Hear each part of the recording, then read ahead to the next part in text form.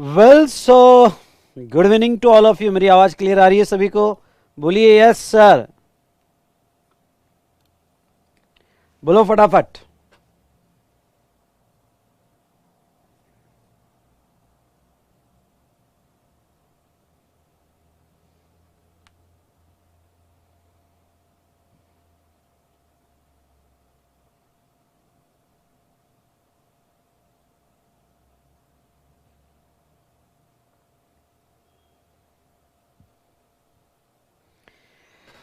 तो चलिए दोस्तों, आज जो है हम क्या टॉपिक देखने वाले हैं। आज आईटीसी का सेक्शन 18, क्योंकि सेक्शन 16 हो गया, सेक्शन 17 हो गया जिसमें हमने ब्लॉक क्रेडिट और रिस्ट्रिक्टेड क्रेडिट सब कुछ हमने देखा यहाँ पे। और अब देखेंगे आज सेक्शन 18 जो स्विचिंग से रिलेटेड है, और फिर एक नया टॉपिक स्टार्ट करेंगे और वो रहेगा पेमेंट ऑफ टैक्स।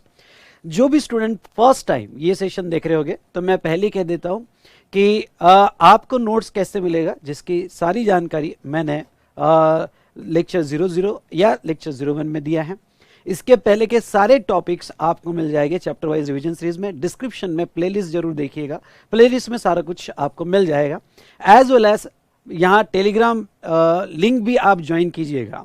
डिस्क्रिप्शन में टेलीग्राम लिंक दिया हुआ है, वो टेलीग्राम लिंक जो है आप ज्वाइन कीजिएगा। ठीक है दोस्तों, तो चलिए शुरू करते हैं आज का सेशन। और मैं डेली जीएसटी बाइट्स कुछ इंपॉर्टेंट टॉपिक्स अपने इंस्टाग्राम पे पोस्ट कर रहा हूं, और कभी कभी यस आपसे बातचीत करने की आपकी पढ़ाई कैसे होनी चाहिए, क्या होनी चाहिए, लास्ट मंथ में इंस्टा पे आऊंगा। लेकिन सोशल मीडिया जितना कम से कम हो उतना कम से कम यूज करो। मैं क्या होगा तो सैटरडे या संडे ये दोनों में से कोई एक दिन होगा जो जिसके बारे में आपको बता दूंगा।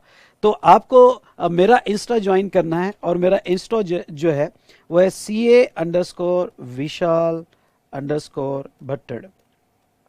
ठीक है, और मैं आपको एक बात कह दूं कि डिस्क्रिप्शन में सारी लिंक्स दी है, ये डिस्क्रिप्शन जरूर देखिएगा। Thank you to all of you. चलिए अब हमारा रिवीजन स्टार्ट करें। Are you ready? बोलिए how's the josh. Hi sir. चलो अब देखते हैं सेक्शन 18, अवेलमेंट और रिवर्सल ऑफ आईटीसी।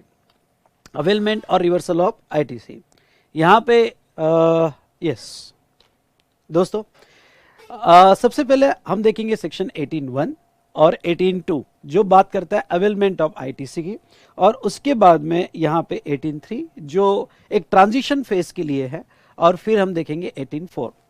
बहुत सी बार प्रैक्टिस करते वक्त हमारे सामने चार सिचुएशंस आती है। पहली सिचुएशन ये आती है, ध्यान से सुनना, एक एक पॉइंट बहुत अच्छे से एक्सप्लेन करूंगा और ये वीडियो आप एंड तक जरूर देखिएगा।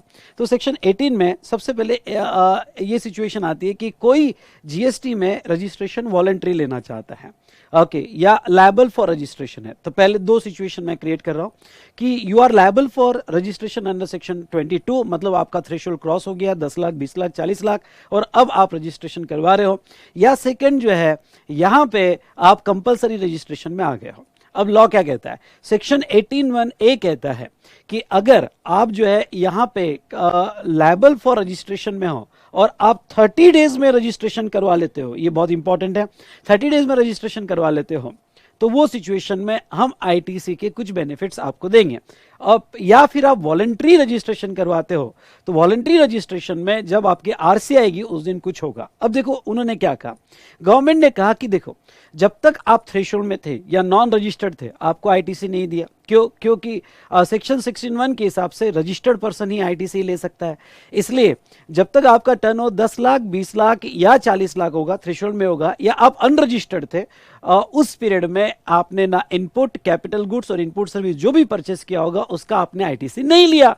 ठीक है, ओके, कोई प्रॉब्लम नहीं, और वो मिलेगा भी नहीं। ओके, अब इसके बाद गवर्नमेंट क्या कहती है, अगर आप लायबल टू रजिस्ट्रेशन होते हो, ध्यान सुनिएगा, आप लायबल टू रजिस्ट्रेशन होते हो या आपने वॉलंटरी रजिस्ट्रेशन लिया, तो जिस दिन आप लायबल टू रजिस्ट्रेशन हुए, ये वर्ड बड़ा इंपॉर्टेंट है, जिस दिन आप लायबल टू रजिस्ट्रेशन हुए और आपने 30 डेज में अप्लाई कर दिया, ये बेनिफिट तभी आप जब आप 30 डेज में अप्लाई कर दोगे रजिस्ट्रेशन के लिए, तो गवर्नमेंट जो है आपको क्या बेनिफिट देने के लिए रेडी है।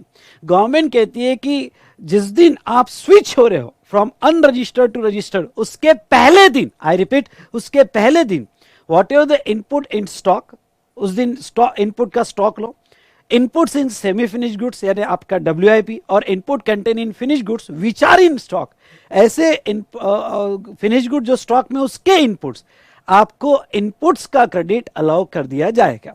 यानी you are entitle to take the ITC of the stock, stock का ITC आप ले सकते हो। हाँ, तो इसके पहले जो कंज्यूम किए थे उसके ITC नहीं, जो स्टॉक बचे रहे उसका ITC, क्योंकि अब ये स्टॉक से जो गुड्स बनेगा ओके वो यहां पे आई रिपीट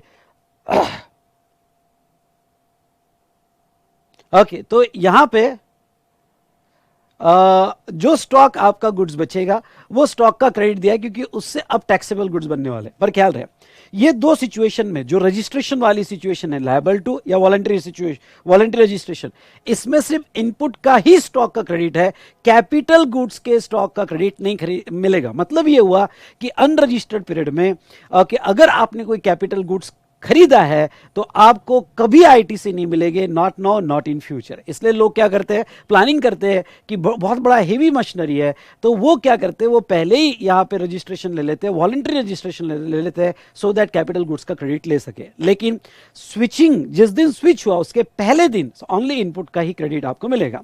ओके, तो अगर आप पर्सन लायबल फॉर रजिस्ट्रेशन हो, मतलब आप लायबल हुए फॉर रजिस्ट्रेशन, तो ओके किस दिन के स्टॉक का दिया जाएगा, on the date immediately preceding the date when he become liable to registration. मतलब क्या, जिस दिन आप स्विच हो रहे हो उसके पहले दिन इनपुट का जो स्टॉक होगा उसका ITC दिया जाएगा।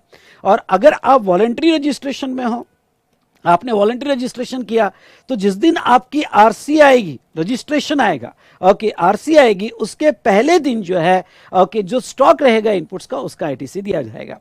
Now next okay important comment, ये सारे बेनिफिट सभी है अगर आपने 30 डेज में अप्लाई किया फॉर रजिस्ट्रेशन, यानी आप लायबल टू रजिस्ट्रेशन है और आपने 30 डेज में अप्लाई किया होगा तो ये सारे बेनिफिट्स आपको मिलेंगे क्लॉज A और B में। ये तो रजिस्ट्रेशन वाली केस हुई। अब देखो कभी कभी हमारे सामने ऐसा भी क्लाइंट आता है, और वो क्या, वो क्लाइंट पहले कंपोजिशन लेवी में था, हो सकता है कि उसने वॉलंटरीली कंपोजिशन लेवी छोड़ दी, या फिर ओके उसका एग्रीगेट टर्नओवर 50 लाख, 1.5 करोड़ या 75 लाख क्रॉस हो गया। ठीक है, तो वो नॉर्मल स्कीम में आ गया, मतलब पहले कंपोजिशन में था फिर नॉर्मल में आ गया। या फिर ओके सिचुएशन D, पहले एग्जम्पशन में था फिर नॉर्मल में आ गया। तो अब देखो यहां पे भी क्या हुआ होगा कि जब आप कंपोजिशन में थे तब आपने इनपुट्स कैपिटल गुड्स और इनपुट सर्विस का क्रेडिट नहीं लिया होगा। क्यों? क्योंकि यहां सेक्शन 10(4) क्लियरली ब्लॉक करता है कि आप ITC नहीं ले सकते कंपोजिशन स्कीम में। तो वो पीरियड में आपने कोई ITC नहीं लिए होगे, आपने यहां पे ITC नहीं लिए होगे। उसके बाद में नेक्स्ट बेटा, यहां आप जब एग्जम्प्टेड पीरियड में होगे और फिर आपका सप्लाई टैक्सेबल हुआ तो एग्जम्प्टेड पीरियड में आपने ITC नहीं लिए होगे। ओके, तो वो सिचुएशन में क्या होगा, वो सिचुएशन में जब आप स्विच होगे, कम ऑन मैं आपका ध्यान जाऊंगा। ओके, मतलब पहले आप जो थे देखो पहले आप जो है कंपोजिशन में थे, एग्जम्पशन में थे, और फिर एक दिन ऐसा आया कि आपका कंपोजिशन स्कीम विड्रॉ हो गया और आप नॉर्मल में आ गए, या फिर आपका जो है एग्जम्पशन विड्रॉ हो गया और आप नॉर्मल में आ गए। तो जिस दिन स्विच हो गए उसके प्रीसीडिंग डेट को, यानी उसके पहले दिन इनपुट का कोई स्टॉक होगा, ध्यान से सुनिएगा, इनपुट का कोई स्टॉक होगा, ओके मे बी स्टॉक में होगा, सेमी फिनिश गुड्स में होगा, या वो इनपुट जो finish goods sale in stock है उसके ITC आपको दे दिए जाएंगे, पर स्टॉक के ही दिए जाएंगे। और बहुत इंपॉर्टेंट बात क्या है, ये सिचुएशन C और D में ओके कैपिटल गुड्स का भी, यानी अगर आपने कंपोजिशन स्कीम के पीरियड में कोई कैपिटल गुड्स खरीदा होगा या एग्जम्पशन पीरियड में कोई कैपिटल गुड्स खरीदा होगा जिसका ITC आपने नहीं लिया होगा, तो ठीक है, जिस दिन स्विच हुआ उसके पहले दिन जो है ओके यहां पे कोई कैपिटल गुड्स का स्टॉक पड़ा होगा उसका भी ITC मिल जाएगा। लेकिन ये कैपिटल गुड्स का स्टॉक का ITC गवर्नमेंट क्या कहती है, ये कैपिटल गुड्स का स्टॉक का ITC गवर्नमेंट कहती है पूरा नहीं देंगे, आई रिपीट पूरा नहीं देंगे। तो जो कैपिटल गुड्स का GST था -5% पर क्वार्टर और पार्ट देयर ऑफ, ध्यान से देखिएगा 5% पर क्वार्टर या पार्ट देयर ऑफ, ओके उसका ही हम आपको ITC देंगे। ओके ध्यान से सुनिएगा। ओके मतलब क्या, मतलब यहां पे एक एग्जांपल लेके बताओ।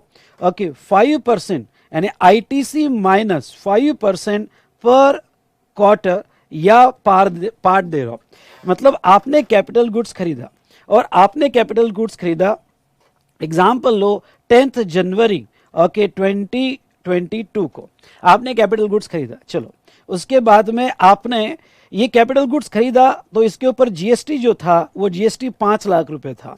ओके, आपने आईटीसी नहीं लिया। क्यों नहीं लिया भाई?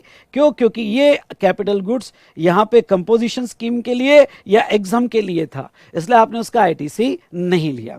लेकिन अब वही कैपिटल गुड्स डेट है यहाँ पे 20 अगस्त 2022 को वही कैपिटल गुड्स जो है अब यूज हो रहा है, लेकिन आपकी कंपोजिशन स्कीम विड्रॉ हो गई और आप नॉर्मल में आ गए, या आपका एग्जम्पशन था वो विड्रॉ हो गया और आप नॉर्मल टैक्स में आ गए। तो 20 तारीख को स्विच हुए, तो उसके पहले 19 अगस्त 22 को आपका जो कैपिटल गुड्स है इनपुट का तो स्टॉक का मिलेगा, जो कैपिटल गुड्स स्टॉक में हो गए उस कैपिटल गुड्स का भी आईटीसी मिलेगा। कितना? कि वो कहते हैं कि जो 5 लाख रुपए मिलने वाला था पूरा नहीं देंगे भाई, कुछ पीरियड के लिए तो आपने कंपोजिशन में यूज किया ना, एग्जाम्पशन में यूज किया ना, तो 5 लाख माइनस 5% पर क्वार्टर से रिड्यूस करेंगे। अब 5% पर क्वार्टर कैलेंडर क्वार्टर लेने हैं। कैलेंडर क्वार्टर लेने मतलब क्या? पहला कैलेंडर क्वार्टर कौन से मंथ में खरीदा था? जनवरी में, इसलिए तो कैलेंडर क्वार्टर भी जनवरी से चालू होता है। यानी कैलेंडर क्वार्टर कौन से? अप्रैल में जून, जुलाई अगस्त सितंबर, अक्टूबर नवंबर दिसंबर, जनवरी फरवरी मार्च। हाँ, तो ये कौन से क्वार्टर में खरीदा हुआ है? कैलेंडर क्वार्टर में जनवरी फरवरी मार्च। तो जनवरी फरवरी मार्च एक क्वार्टर, अप्रैल में जून दूसरा क्वार्टर, जुलाई अगस्त सितंबर तीसरा क्वार्टर, तो 1 1 1 ऐसे 3 क्वार्टर हो गए। तो आपको 5% पर क्वार्टर, तो आपको 3 क्वार्टर के इंटू 3 क्वार्टर्स, यानी आपको 15% कम करने पड़ेंगे। अब 15% कम कर रहे मतलब 4,25,000, आई रिपीट 4,25,000 जो है यहाँ पे वो आपका 15% यानी 4,25,000 होगा। ये जो है ये आईटीसी अलाउ हो जाएगा, यानी 5% को कम करके जो बचा उतना आईटीसी आपको अलाउ कर दिया जाएगा। तो ये था बेटा, आपको कैलेंडर क्वार्टर लेना है और 5% पर क्वार्टर से आपका इनपुट टैक्स रिड्यूस करके मिल जाएगा। कंपोजिशन स्कीम हो, अगर कंपोजिशन स्कीम होगी तो कौन सी डेट का स्टॉक देखना है आपको? तो day before immediately preceding the date when he liable under normal scheme, और immediately preceding the date when become taxable. ठीक है, तो इन शॉर्ट आपको लास्ट डे का डेट देखना है, जिस उस दिन क्या स्टॉक था उसके आईटीसी आपको दे दिए जाएंगे।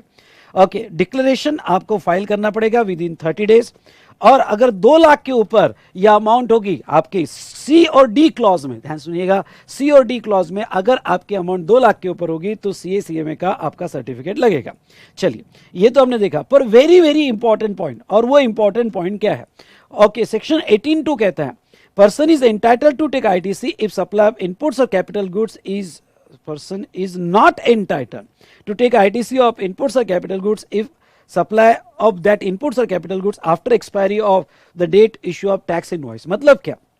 मतलब ये ख्याल रखना कि जिस दिन स्विच हुआ, जिस दिन आप रजिस्टर्ड से अनरजिस्टर्ड से रजिस्टर्ड में आए, वॉलंटरी रजिस्टर की आरसीआई, या फिर कंपोजिशन से नॉर्मल में आए, या फिर आपका एग्जम्पशन नॉर्मल में है, तो इस दिन जो भी इनपुट का स्टॉक होगा, ख्याल रहे, जो भी इनपुट का स्टॉक होगा, या सेकंड केस में इनपुट प्लस कैपिटल गुड्स का स्टॉक होगा, उसके आईटीसी मिलेंगे। लेकिन इसके इनवॉइस की डेट, ध्यान सुनना, इसके इनवॉइस की डेट लास्ट 1 ईयर में होनी चाहिए। लेट्स टेक एग्जांपल, आपका स्विचिंग हुआ 20 अगस्त 2022 को, तो आपकी स्विचिंग डेट जो होनी चाहिए पिछले साल, यानी यहाँ पे 21 अगस्त 2021 को तक के इनवॉइस चलेंगे, उसके पहले के ओल्ड इनवॉइस हो गए तो उसका आईटीसी नहीं मिलेगा। यानी यहां पे कहा गया कि आपका ओल्ड स्टॉक होगा तो आईटीसी नहीं दिया जाएगा। नाउ आपका एक सवाल हो सकता है, क्या सर इनपुट सर्विस का नहीं मिलता है? कि नहीं, सेक्शन 18 जो अप्लाई होगा, वो जो स्टॉक की क्रेडिट देता है आपको स्विचिंग के वक्त, वो सिर्फ इनपुट्स का देता है और कैपिटल गुड्स का देता है। उसमें भी रजिस्ट्रेशन वाली केस होगी तो ओनली इनपुट का मिलेगा, कैपिटल गुड्स का नहीं मिलेगा। और कंपोजिशन और एग्जम्पशन से नॉर्मल स्कीम होगी तो आपको जो है inputs as well as capital goods का भी आईटीसी दिया जाएगा। चलिए, ये था सेक्शन 18(1) और 18(2). समझा क्या? बोलिए यस सर। समझा होगा तो अपना काम कीजिएगा, आपको पता है आपको क्या करना है। यस समझा होगा तो जोर से बोलिएगा यस। जिसने लाइक कर दिया, ओके नहीं किया हो तो थंब दीजिएगा।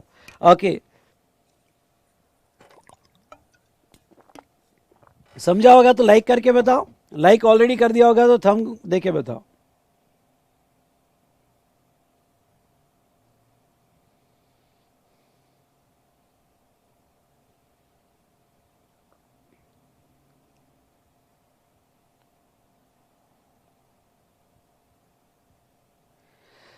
वन ईयर जो है हम ये डेट के बैक जाएंगे, यानी जिस दिन स्विचिंग हुआ, ध्यान सुनिएगा, जिस दिन स्विच हुआ उसका बैक, यानी उसका बैक 1 ईयर में आपका यहां पे परचेस होना चाहिए।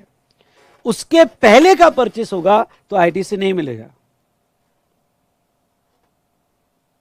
वेरी गुड, चलो उसके बाद में सेक्शन 18(3) क्या कहता है कि अगर आप यहां पे आपका बिजनेस सेल कर देते हो, अमलगमेंट करते हो, लीज पे देते हो, ट्रांसफर ऑफ बिजनेस या डीमर्ज करते हो, ध्यान सुनिएगा, डीमर्जर करते हो, पहले आते सेल वगैरह कर देते हो, मतलब आपने किसी को बिजनेस ट्रांसफर कर दिया या अमलगमेंट कर दिया, बिजनेस लीज पे दे दिया, तो वो सिचुएशन में जो नया बंदा है, registered person shall transfer is unutilised ITC in electronic credit ledger to transferee, मतलब जो नया बंदा है ट्रांसफरी, ट्रांसफरी को आपके लेजर में। अब बहुत सी बार ये क्लाइंट के सवाल होते हैं कि सर मैंने बिजनेस बेच दिया तो मेरा आईटीसी क्या सामने वाला कंटिन्यू कर सकता है? बिल्कुल कर सकता है, उसकी कुछ प्रोसीजर है, वो प्रोसीजर फॉलो करेगा तो सामने वाला उसको कंटिन्यू कर लेगा।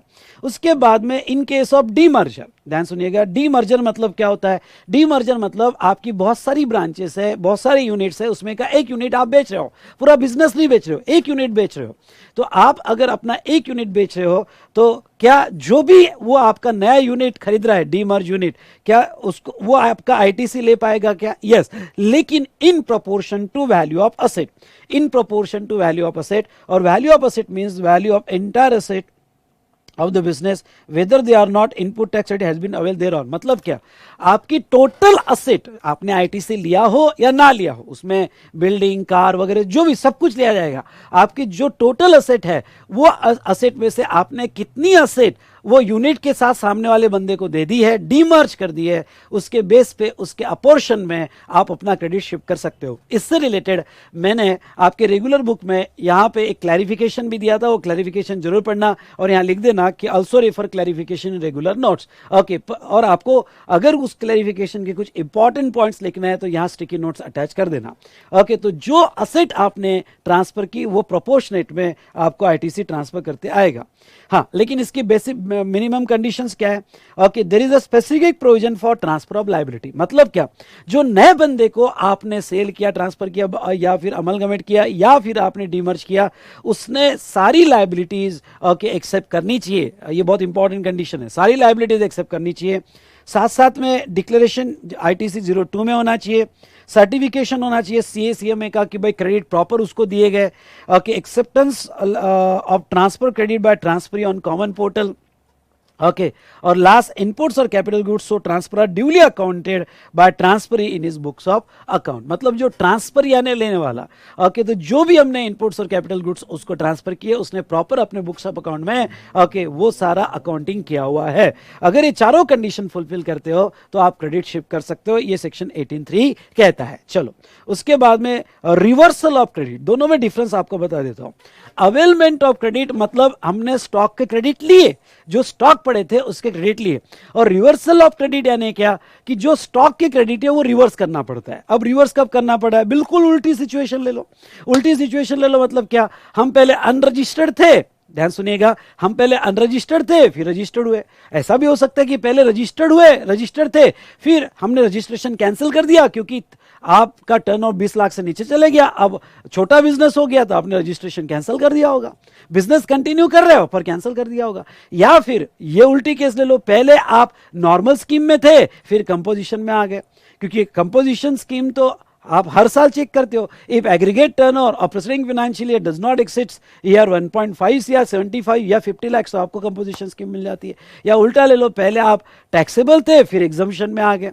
तो एकदम इसका रिवर्सल, यानी आप देखोगे तो एकदम मैच हो जाएगा। बिल्कुल चार्ट का यही कमाल है। क्या है, रेगुलर बुक का ना ऐसे पेज टर्न करने पड़ते हैं, वो आपको जान पे आता है और कंपैरिजन मुश्किल हो जाता है, लेकिन चार्ट में आप इमीडिएट कंपेयर कर सकते हो। अगर आपको चार्ट अच्छा लगा होगा, दिल से अच्छा लगा होगा, तो आपको क्या करना है, तो यस आप थंब दीजिएगा। यहां पे आपको अपना काम करते जाना है। ठीक है, उसके बाद में नेक्स्ट जो बताओ बेटा,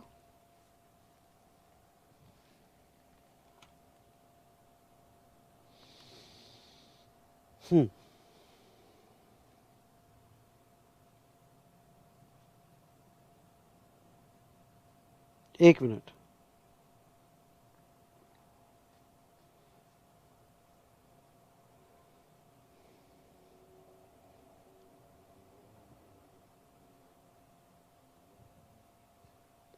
चलिए ये तो हमने देख लिया। उसके बाद में अब रिवर्सल में आ जाइए। Reversal of credit in special cases, register person switching from normal scheme of payment to composition, यानी वो नॉर्मल से कंपोजिशन में आ रहा है, या उसका टैक्सेबल सप्लाई एग्जम्प्ट हो रहा है, या वो अपना रजिस्ट्रेशन कैंसिल कर रहा है, तीनों के लिए कॉमन प्रोविजन है। जैसे यहां मैंने थोड़ा अलग अलग बताया, पहले दो के लिए अलग है क्योंकि यहां सिर्फ कैपिटल गुड्स का ही, इनपुट्स का ही क्रेडिट मिलता है, कैपिटल गुड्स का नहीं, और यहां अलग अलग है। यहां सबके लिए एक ही ट्रीटमेंट है, और वो क्या ट्रीटमेंट है देखिए। Amount to be reverse equivalent to ITC on, आपको रिवर्स करना पड़ेगा ITC on input in stock, input in semi finish goods और input in finish goods held in stock. मतलब क्या, मतलब ये बेटा यहां पे कि जिस दिन आप जो है नॉर्मल से कंपोजिशन में आए उसके preceding date, come on, okay, उसके प्रेसिडिंग डेट को, आई रिपीट, जिस दिन आप नॉर्मल से कंपोजिशन में आए उसके प्रेसिडिंग डेट को आपको क्या करना है, उसके प्रेसिडिंग डेट को यहां पे जो भी इनपुट का स्टॉक होगा जिसका आईटीसी आप ऑलरेडी ले चुके थे, क्यों, क्योंकि पहले आप नॉर्मल स्कीम में थे, अब कंपोजिशन में आए, या पहले आप टैक्सेबल थे, अब एग्जम्पशन में आए, पहले आप रजिस्टर्ड थे, अब अनरजिस्टर्ड हो गए, तो उसके प्रेसिडिंग डेट को जितने भी इनपुट जिसके क्रेडिट आप ऑलरेडी ले चुके हो वो इनपुट स्टॉक में, डब्ल्यूआईपी में या फिनिश गुड्स में वो कैलकुलेट करना पड़ेगा। उसका आपने आईटीसी कितना लिया है वो भी कैलकुलेट करना पड़ेगा, और जितना उसका आईटीसी है, ओके, वो आपको रिवर्स करना है। और कैपिटल गुड्स होगा, हाँ, तो कैपिटल गुड्स का भी आपको रिवर्स करना है, ओके, और वो रिवर्स क्या करना है, reversal on pro rata basis pertaining to remaining useful life. यहां पे जो कैपिटल गुड्स का रिवर्स करना है आपको, ओके, कैपिटल गुड्स का रिवर्स करते वक्त आपको 5% नहीं, वो कहते हैं प्रोराटा बेसिस पे रिवर्स करना है, कम ऑन, वो क्या कहते हैं, प्रोराटा बेसिस पे रिवर्स करना है, ओके, जिसकी यूजफुल लाइफ 5 इयर्स आपको अज्यूम करना है। अब प्रोराटा बेसिस पे कैसे रिवर्स करना है, तो यहां अलग है, यहां पे क्रेडिट लेते वक्त 5%, और क्रेडिट लेते वक्त सिंपल है, टोटल आईटीसी माइनस 5%, लेकिन आपको रिवर्स करते वक्त कैपिटल गुड्स के केस में आपको प्रोराटा बेसिस पे रिवर्स करना है। और आप आगे क्या कहते हैं देखो, after reversal balance in electronic credit ledger shall lapse, ये बहुत इंपॉर्टेंट है, और इसके आप प्रैक्टिकल क्वेश्चंस भी करके देखना, ओके, हाँ, मैंने सेक्शन 18 के प्रैक्टिकल क्वेश्चंस आपके क्वेश्चनर में दिए हैं, तो प्रैक्टिकल क्वेश्चन एटलीस्ट एक तो भी सॉल्व करके देखना। वो क्या कहते हैं कि जो आपने आईटीसी निकाल लिया, इनपुट्स और कैपिटल गुड्स का प्रोराटा बेसिस पे निकाला, वो रिवर्स करने के बाद बैलेंस अगर बचेगा तो लैप्स होगा। और अगर ये रिवर्सल ज्यादा आता है, क्योंकि आपके पास बैलेंस कम है और रिवर्सल ज्यादा आ गया, तो डिफरेंस आपको पे करना पड़ेगा। ओके, एक बार फिर से, इलेक्ट्रॉनिक क्रेडिट लेजर में बैलेंस ज्यादा है और रिवर्सल कम है, तो इलेक्ट्रॉनिक क्रेडिट लेजर का जो एक्सेस बैलेंस है वो लैप्स हो जाएगा। लेकिन आपके लेजर में आईटीसी के बैलेंस कम है और ये रिवर्सल ज्यादा आ रहा है, तो वो केस में डिफरेंस आपको पे करना पड़ेगा। अब आपका सवाल क्या है कि सर ये प्रोराटा बेसिस कैसे निकाला जाएगा, तो ये प्रोराटा बेसिस का एक इलस्ट्रेशन मैंने यहां दिया है, पर मैं सिर्फ रिवाइज कर सकता हूं, इलस्ट्रेशन इमीडिएट अभी क्लास के बाद आपको यहां पे रिवाइज करना है। देखो वो क्या कहते हैं, capital goods have been in use for 4 years 6 months and 15 days। Okay, example लिया है कि एक कैपिटल गुड्स जो है 4 साल 6 महीना 15 डेज यूज किया है। मतलब क्या, मतलब यहां पे पहले आप टैक्सेबल थे, फिर कंपोजिशन लेवी में आ गए, या पहले टैक्सेबल थे फिर एग्जम्पशन में आ गए, पहले आप रजिस्टर्ड थे फिर अनरजिस्टर्ड में आ गए। ओके, तो आपने कोई कैपिटल गुड्स खरीदा था जिसका आईटीसी आपने लिया हुआ था, क्यों, क्योंकि आपका टैक्सेबल था, आईटीसी आपने लिया था, ये आपने जिस दिन स्विच हुए तब तक 4 साल 6 महीना और 15 दिन आपने यूज कर लिया, 4 साल 6 महीना 15 दिन यूज कर लिया। तो अब इसकी रिमेनिंग यूजफुल लाइफ कितनी बची प्रोराटा बेसिस पे, तो वो एग्जांपल देखो क्या कहते हैं, the useful remaining life in a month 5 months. 5 months कैसे रहे, ओके, 5 मंथ्स मतलब, ओके, अगर, अब ध्यान सुनना, 4 साल 6 महीना 15 दिन होता है, यानी ये जो एक्स्ट्रा डेज हुए, ये डेज आपने यूजफुल लाइफ में काउंट कर लेना। यूजफुल लाइफ में काउंट कर लेना, मतलब आप टोटल 4 साल 7 महीना हो गया, 4 साल 7 महीना, ये यहां बहुत इंपॉर्टेंट है।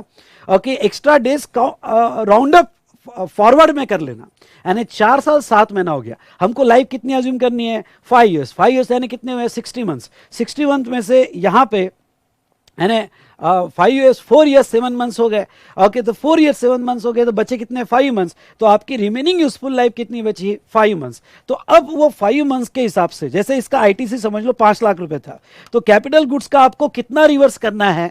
तो कैपिटल गुड्स का आपको रिवर्स करना है 5 लाख इंटू उसकी जो रिमेनिंग यूजफुल लाइफ है, कितना मंथ रिमेनिंग यूजफुल लाइफ थी? 5 डिवाइडेड बाय 60। तो जो भी अमाउंट आएगा वो अमाउंट आपको रिवर्स करना है। यहाँ 5% पर क्वार्टर नहीं लेना है, उसकी जो रिमेनिंग यूजफुल लाइफ होगी वो आपको लेना है और अकॉर्डिंगली कैलकुलेशन करना है। प्रोसीजर एंड कंडीशंस, ओके, यहां पे देखो, reversal of input shall be determined with corresponding to invoices. If invoice not available then reversal is based on prevailing market price. अब देखो यहां पे कितनी चालाक है गवर्नमेंट। गवर्नमेंट क्रेडिट कहती है कि जब क्रेडिट लेना है तो लास्ट 1 ईयर के ही इनवॉइस होने चाहिए, उसके पहले का स्टॉक होगा तो आईटीसी नहीं मिलेगा।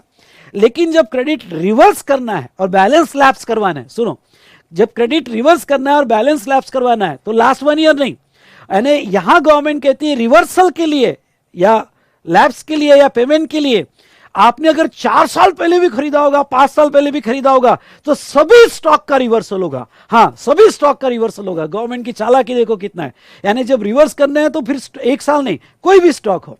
तो कभी कभी ऐसा होता है कि आपका 5 साल पुराना है, 2017 का स्टॉक है यार मेरा, अब इतना पुराना स्टॉक है, 2017 जब जीएसटी आया था, तो अब ये तो है, तब का कोई इनवॉइस अवेलेबल नहीं है, तो गवर्नमेंट कहती है रिवर्स तो करना पड़ेगा भाई। अब तब का अगर कोई इनवॉइस अवेलेबल नहीं है तो आज की उसकी जो मार्केट वैल्यू होगी उसका जीएसटी, आई रिपीट, आज की उसकी जो मार्केट वैल्यू होगी उसका जीएसटी निकालो, ओके, और उतना रिवर्स करना पड़ेगा। ITC shall be calculated separately for CGST. ये रिवर्सल सीजीएसटी, एसजीएसटी, आईजीएसटी के लिए अलग अलग निकालना पड़ेगा। Okay, reversal amount will be added in output tax liability, detail to be furnish in ITC 03। जो भी आपका रिवर्सल अमाउंट आएगा, रिवर्सल अमाउंट अगर एक्सेस होगा तो वो सिचुएशन में आउटपुट टैक्स लायबिलिटी में ऐड कर दिया जाएगा। 18.4 समझ में आया? यस सर, जोर से बोलिए, यस और नो। 18.4 समझ में आया कि नहीं आया? जोर से बोलिए। सभी केस में ये प्रोविजन आपको करनी है। डन डन अडन डन, ओके, चलो 18.6 में आ जाओ।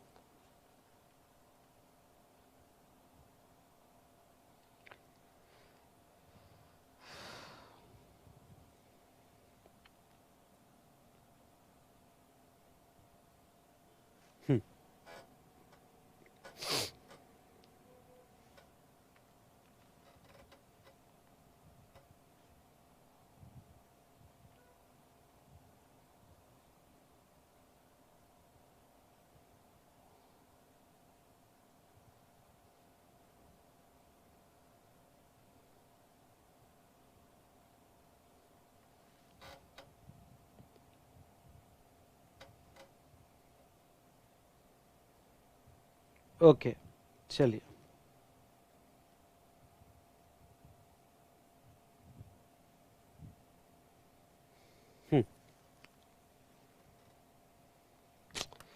सॉरी बेटा, मैं एक जस्ट मिनट है।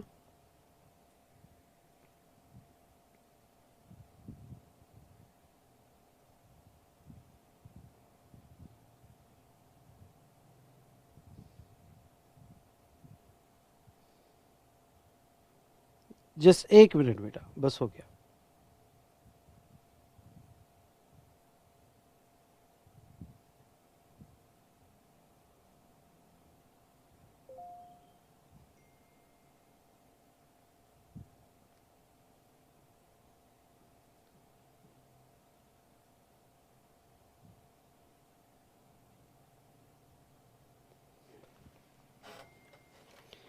चलो आ जाइए 18.6 पे। अब 18.6 क्या कहता है, ध्यान से देखिएगा। 18.6 कहता है reversal of credit on supply of capital goods, plant and machinery on which ITC has been taken. ITC has been taken if capital goods, plant and machinery, okay, on which ITC has been taken or supplied, removed as such by way of sale, transfer, barter, etc., then registered person shall pay higher of the following. अब देखो यहाँ पे एक बात आपको बता दूं, okay 18(6) बड़े ओके क्लेवरली ड्राफ्ट किया है. कैसे ड्राफ्ट किया है समझ लो. आपने कोई कैपिटल गुड्स खरीदा, कैपिटल गुड्स की वैल्यू थी 50 लाख. ओके कैपिटल गुड्स की वैल्यू थी 50 लाख, उसके ऊपर जीएसटी था 6 लाख रुपए. आपने 6 लाख का ITC, on which ITC has been taken, आपने 6 लाख का आईटीसी ले लिया. ओके ले लिया, हो सकता है यूज भी कर लिया, वॉट एवर इट में भी. अब ये कैपिटल गुड्स आप जो है सप्लाई कर रहे हो. सप्लाई कर रहे हो मतलब क्या कर रहे हो, आप ये सेल कर रहे हो, transfer, barter, exchange, lease, rental, disposal, what ever it में भी. तो ये कैपिटल गुड्स सप्लाई कर रहे हो. अब सप्लाई हो सकता है कि जानबूझ के कोई प्लानिंग करके, मैंने रेगुलर क्लास में डिटेल में बताया था, आप 50 लाख का चीज 20 लाख में बेच रहे हो, 20 लाख में बेच रहे हो. अब देखो हमने क्या देखा था, हमने देखा था कि अगर कोई भी गुड्स, क्यों ना कैपिटल गुड्स हो, कोई भी गुड्स अगर आप यहां पे या कोई भी बिजनेस असेट फॉर कंसीडरेशन बेचते हो तो सप्लाई माना जाएगा 7(1)(a) का. और अगर without consideration on which ITC taken लेते हो तो वो भी सप्लाई माना जाएगा. और सप्लाई माना जाएगा तो जो आपकी वैल्यू उसके ऊपर जीएसटी आएगा. ओके तो यहां पे GST at the rate 12% 20 lakh पे, तो 20 लाख पे 12% कितना हुआ, 2,40,000. तो 2,40,000 का जीएसटी है. आपने just okay in 20 days, okay in 20 days 50 lakh का मशीन 20 लाख में बेच दिया होगा. कोई भी रीजन होगा, ओके भाई टेक्नोलॉजी डाउन हो गई, मशीन खराब आ गई, वॉट एवर इट में भी. अब गवर्नमेंट को क्या प्रॉब्लम है, गवर्नमेंट को यह प्रॉब्लम है कि तुमने क्रेडिट क्लेम किया 6 लाख, हम कुछ बोले क्या नहीं बोले, लेकिन आप अभी टैक्स कितना दे रहे हो, 2,40,000. और यार ये मशीन तो तुमने 10 दिन 20 दिन ही यूज की, हमारे साथ धोखा किया, यानी क्रेडिट पूरा ले लिया 6 लाख और हमको दिया सिर्फ 2,40,000. तो गवर्नमेंट कहती है ना बाबा ना.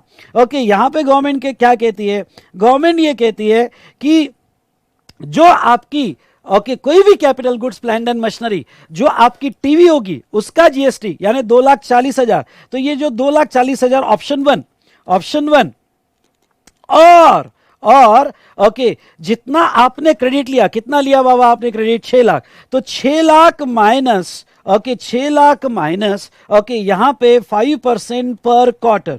ओके जो आएगा 6 लाख माइनस 5%, समझ लो आपने एक ही क्वार्टर 20 दिन यानी एक ही क्वार्टर यूज किया. ओके तो एक क्वार्टर का 5% यानी 6 लाख का 5% कितना होता है, तो 6 लाख का 5% 30,000. तो 6 लाख माइनस 30,000, ओके माइनस 30,000 यानी कितने बचे, 5,70,000. तो इन दोनों में से विचेवर इज हायर, यानी यहां पे 5,70,000 आपको पे करने पड़ेंगे. यानी गवर्नमेंट ने ये नहीं कहा, क्योंकि आप कुछ भी भाई नुकसान आपको होगा, गवर्नमेंट क्यों लेगी, तो गवर्नमेंट कहती है ट्रांजैक्शन वैल्यू का जीएसटी या ओके आपका जो आईटीसी था माइनस 5% पर क्वार्टर. ओके फिर जितने भी क्वार्टर होगा 5% पर क्वार्टर. ओके ओके 5% पर क्वार्टर आपने भेज दिया. यहां पे जो भी आएगा तो दोनों में से whichever is higher, come on, दोनों में से विचेवर इज हायर वो आपको यहां पे यस पे करना पड़ेगा. बस तो ये देखो क्या कहते हैं, अगर कोई भी capital goods, plant and machinery जिसका आईटीसी आप ले चुके हो और वो आप सप्लाई करते हो, तो ऐसे केस में पेमेंट आपका पहला आईटीसी माइनस 5% पर quarter of part there of या GST on transaction value, okay whichever is higher आपको लेना पड़ेगा. लेकिन इंपॉर्टेंट पॉइंट क्या है, ओके इन केस ऑफ यहां पे bricks, moulds, dies, okay mould चाहिए यहां पे, ओके डाई, जिग्स, फिक्सचर, यहां पे जिग्स और fixtures supplied as a scrap, then person में pay tax only on transaction value. Okay on option number 2. मतलब क्या, अगर वो ब्रिक्स होगी, मोल हो गए, डाई हो गए, जिग्स, फिक्सचर्स हो गए, तो उसको आप ये 5% वाला क्राइटेरिया मत लगाना. अगर वो एज अ स्क्रैप बेचा जाए, वेरी इंपॉर्टेंट, वो एज अ स्क्रैप बेचा जाए, मोल, डाइज यानी साचा स्ट्रक्चर जो होते हैं वो एज अ स्क्रैप बेचा जाए, तो उसकी जो ट्रांजेक्शन वैल्यू होगी वो ट्रांजेक्शन वैल्यू का ओके जो जीएसटी आएगा उतने दिया जाएगा. ओके चलिए, तो ये हमने देखा यहां पे regarding to section 18. I repeat section 18. तो इस तरह से हमने सारे प्रोविजन सेक्शन 18 के कंप्लीट हुए. अब आपको क्या करना है, आपको जो है बस यहां पे इससे रिलेटेड 1-2 क्वेश्चंस, ओके 2-3 क्वेश्चंस पढ़ लेने हैं, एक क्वेश्चन सॉल्व करके देखना है. ओके बहुत अच्छे से आपका यहां पे कवर हो जाएगा. डन, यस और नो. चलिए अब बेटा नेक्स्ट चैप्टर हम स्टार्ट करेंगे पेमेंट ऑफ टैक्स. हो सकता है आपको नोट्स आ गई होगी, नहीं आएगी, वॉट एवर इट में भी. ओके यहां पे अगर आपके पास नोट्स नहीं भी होगी तो भी स्क्रीन से मैं हर पॉइंट समझा देता हूं, फिर आपने इमीडिएटली नोट से पढ़ लेना. और अगर आपके पास होगी तो मेरे साथ फटाफट कर लो। ओके, तो नेक्स्ट चैप्टर हम चालू करेंगे, कौन सा? Payment of tax.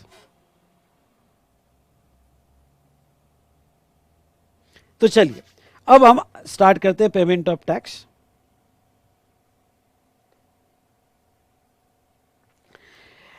सबसे पहले खास बात बता दूं, ये पेमेंट ऑफ टैक्स एक पेज में पूरा चैप्टर ही कवर कर लिया है। यानी मैं आपको ये कहूंगा कि चैप्टर के अलावा बस क्वेश्चन है पढ़ लेना, दैट्स इनफ, दैट्स इनफ। इसके अलावा आपको कुछ भी पढ़ने की जरूरत नहीं है। ओके, तो चलिए स्टार्ट करें हम chapter payment of tax. Yes और नो? चलो ठीक है। यहां पे और मैं आपको बता दूंगा कि आपको ये एरिया में सबसे ज्यादा प्रैक्टिस अभी कहाँ करना है। ओके, किसके क्वेश्चंस आपने फटाफट देख लेना है। ओके, तो स्टार्ट करते हैं पेमेंट ऑफ टैक्स। मेनली ये चैप्टर जो पेमेंट ऑफ टैक्स में 3 पार्ट में डिवाइड करता हूं। आपको इलेक्ट्रॉनिक कैश लेजर, दूसरा ओके आपको इलेक्ट्रॉनिक क्रेडिट लेजर और इलेक्ट्रॉनिक लायबिलिटी रजिस्टर। ये 3 रजिस्टर आपके कॉमन पोर्टल पे, जीएसटी पोर्टल पे मेंटेन होते हैं। सबसे पहले इलेक्ट्रॉनिक कैश लेजर की जितनी भी प्रोविजंस है हम यहां खत्म कर देंगे, इलेक्ट्रॉनिक क्रेडिट लेजर की सारी प्रोविजंस यहां खत्म कर देंगे, और लायबिलिटी रजिस्टर की सारी प्रोविजंस हम यहां खत्म कर देंगे। सो आर यू रेडी? यस। तो इलेक्ट्रॉनिक कैश लेजर के मैंने 2 पार्ट किए। पहले ओके आप इलेक्ट्रॉनिक कैश लेजर में जीएसटीएन पोर्टल पे पैसा कैसे डालोगे, और जो कैश लेजर में आपने पैसा डाला है वो कैसे यूज करोगे। Okay, very simple.